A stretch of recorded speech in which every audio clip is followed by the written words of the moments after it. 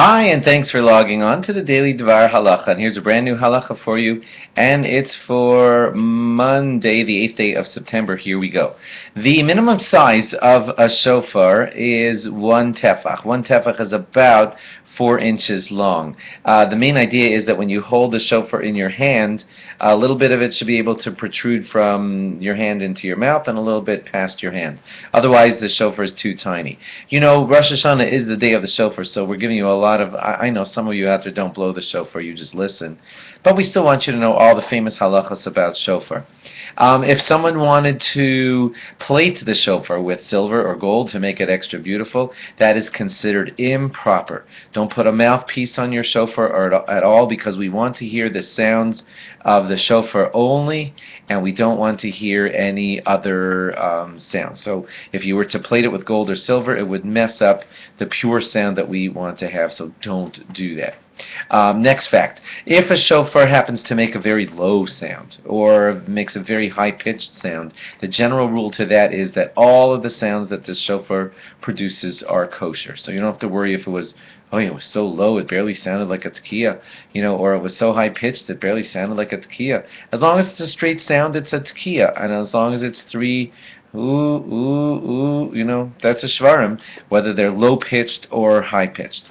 What if a person wanted to scratch his initials, not silver-plated, not gold-plated, but just literally engrave his initials into the shofar, so if it was stolen, we would know it was his? That is allowed, because then you're not changing the sound of it by any other foreign substance in the shofar. It's the shofar alone.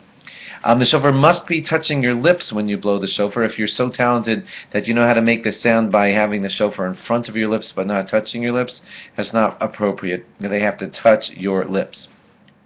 If the person blowing the shofar wants to pour some fluids into his shofar to clean out whatever it is to make them sound more beautiful, and you know that there's a rule that you're not allowed to fix a vessel on Shabbos or Yontiv, so maybe you're not allowed to fix your shofar by pouring liquids into it. So the halacha is clear on that pouring liquids into a shofar is considered washing the shofar, or rinsing it, but it's not considered fixing it, and therefore it's totally permissible to pour liquids into the shofar if you're doing it to fix the shofar. If you have a shofar with cracks, you better show it to a rabbi, because using a shofar with cracks in it can be considered problematic for the day of Rosh Hashanah. All these laws are kind of more lenient during Elul, when it's just a custom. But when you're blowing the shofar for Rosh Hashanah, then all these laws are more serious. And if there's cracks in your shofar, please check that with your rabbi before using it for Rosh Hashanah. Thanks for logging on, and log on again tomorrow for more. Bye-bye.